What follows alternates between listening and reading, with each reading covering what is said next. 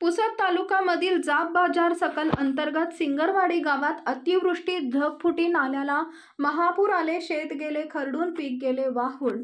आपण पाहत आहात जनता लाईव्ह न्यूज, आवाज जनतेचा। सिंगरवाडी परिसरात 1 तारखेला सकाळी 7 वाजल्यापासून पाऊस सुरू झाला आणि पाहता पाहता ते अतिवृष्टी आणि ढगफुटी सारखं प्रकरण आज या सिंगरवाडी गावामध्ये झालेलं आहे।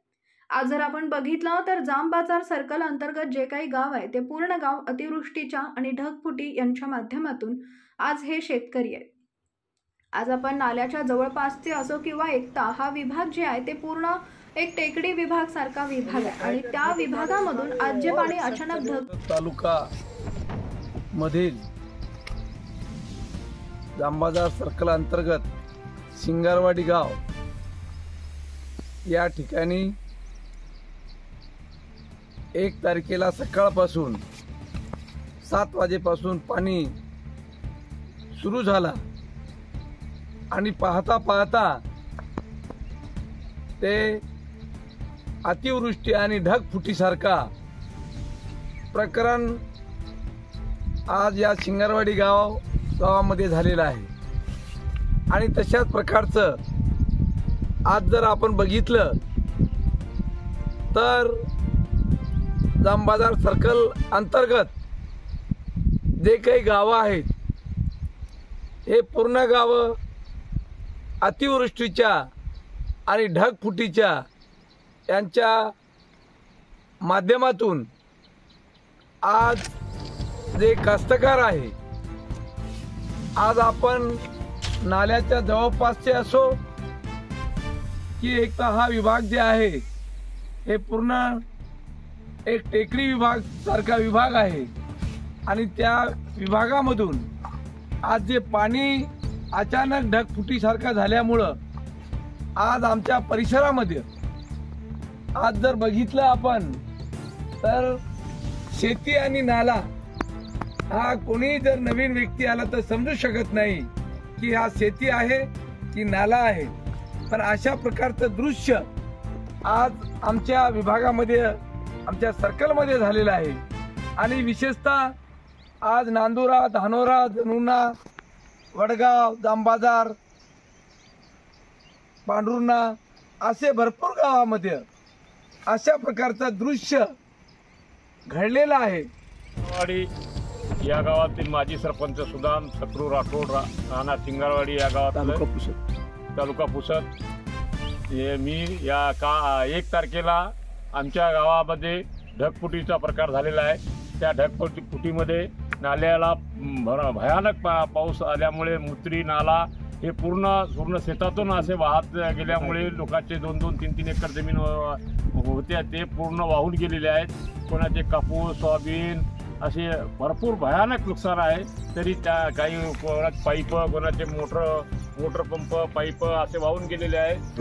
साधन जो आहे आमच्याजवळ काहीच नाही, ते पूर्ण फुटून गेलेलं आहे, वाहून काहीच नाही। आता तुम्ही पाहू शकता काहीच नाही, इकडं खाली म्हणजे काहीच नाही 4 एकर मध्ये आपण बघत आहोत। हा जे एक ओढ्याचं नाल्यांचं स्वरूप शेतामध्ये आलेलं आहे, ही शेती आहे आणि शेती हा नाल्यांचं स्वरूप झालेलं आहे। आणि तशाच प्रकारचं हे संत्र्यांचे झाड आहेत आणि संत्र्याचे झाड सुद्धा पूर्ण उद्ध्वस्त झालेलं आहे। आणि आपण जर आज हा कापूस जर बघितलं तर बघा कापसाची आज परिस्थिती, एक बोंड सुद्धा आपण किंवा हे अजिबात कोणत्याही प्रकारचं या कास्तकाराला 1 रुपयाचं सुद्धा या पिकाच्या माध्यमातून त्यांना कोणत्याही प्रकारची मदत मिळेल असं बिलकुल नाही।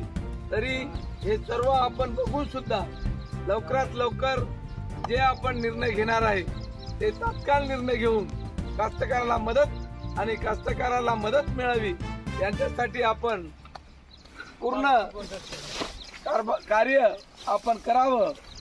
आणि तशाच प्रकारचं हे शेती आहे, पूर्ण शेती उद्ध्वस्त झालेली आहे।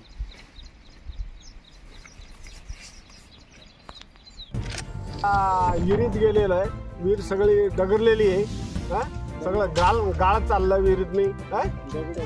हे दगड शेतात आले, हे काय करावं काय आम्हाला काय समजेना। हे अशी मदत करावी शासनाकडून. आम्हाला हात जोडून विनंती आहे, काहीतरी आमच्याकडे पहा तुम्ही. हे आपली विहीर आहे समजा, हे पाणी आलं मुत्रीचं शेतात आलं, 3 एकरचं शेत गेलेलं आहे आपलं. पण या विहिरीत बी पाणी पडलं, त्याच्यात मोटर गेली आपली, पाईप गेले, हे नुकसान झाली, बांधलेली विहीर डगरल्या गेली सगळी. हे शासनाकडून आम्हाला काहीतरी मदत मिळावी हीच एकर शेती होती आमची, सगळी वाहून गेली पाण्यामुळे. आता कसं जगावं, काय करावं, सगळं पाहून घ्या जात तुम्ही. तुम्ही आमचे मायाबापा, कसं जगावं, कसं काय करावं, आता तुम्हीच पहा. जास्तीत जास्ती मदत करावी हेच आमची विनंती आहे, हात जोडून आहे. मी श्री मांगू शेवा राठोड, राहणार सिंगरवाडी. माझा शेत सर्वे नंबर 20/3 आणि माझा शेत सगळं पाण्याच्या प्रवाहामुळे माझा शेत पूर्ण 4.5 एकर, म्हणजे त्यामधून 3 एकर शेती माझी उद्ध्वस्त झालेली आहे. आणि त्याच्या प्रवाहामुळे माझ्या शेतात पूर्ण पाण्यामुळे माझ्या शेतात दगडं वगैरे सगळे आलेले आहे. आणि माझी विहीर होती त्या शेत सर्वे नंबरमध्ये, ते पाण्यामध्ये सगळं त्याच्यामध्ये पाणी आणि दगडं वगैरे गाळ वगैरे सगळं, माझी विहीर पण उद्ध्वस्त झालेली आहे. माझ्या सरकारला एकच विनंती आहे की माझी विहीर आणि माझा शेत जास्तीत जास्त भरपावती म्हणून माझ्याकडे पाहावे. एकच ही विनंती आहे की माझ्या सरकारला एकच. आणि अचानक ढगफुटीसारख्या झाल्यामुळे आमच्या परिसरामध्ये जर बघितला तर आपण शेती आणि नाला हा कोणी जर नवीन व्यक्ती आला तर समजू शकत नाही की ही शेती आहे की नाला आहे. अशा प्रकारचे दृश्य आज आमच्या विभागामध्ये, आमच्या सर्कलमध्ये झालेलं आहे. आणि विशेषतः आज नांदुरा, धानोरा, वडगाव, जाम बाजार असे भरपूर गावामध्ये अशा प्रकारचं दृश्य घडलेलं आहे. आणि आज कास्तकरांचं जर बघितलं परिस्थिती तर एक मोठे घ्यायचा प्रकार असेल, ज्यांच्याजवळ 1 एकर शेती आहे आणि तो त्याचा परिवार पूर्ण उद्ध्वस्त झालेला आहे. आणि हा परिवाराला जर आपण बघितला तर कोणत्याही प्रकारची त्यांना शेतीचा दुसरा कोणताही व्यवसाय त्यांच्या हाती नाही. आणि जर आज शेती अशा प्रकारच्या अतिवृष्टीमुळे गेलेला आहे तर माझं शासनाला एक विनंती आहे की या कास्तकरांना जास्तीत जास्त कशा प्रकारचा आपल्याला मदत करता येईल, तात्काळ त्या स्वरूपामध्ये पूर्ण कष्ट करायला मदत करण्यात यावी. आणि तशाच प्रकारचा आपल्या विभागामध्ये कलेक्टर असेल यांच्या माध्यमातून ताबडतोब आपण वरिष्ठ शासनाद्वारे सर्व लवकरात लवकर सर्वे करण्यात यावा. तर काल आमदार माननीय इंद्राणी भाऊ नाईक हे सुद्धा या ठिकाणी पाहणी करता आले होते आणि ते सुद्धा पूर्ण आपला परिसर पाहणी केलेले आहेत.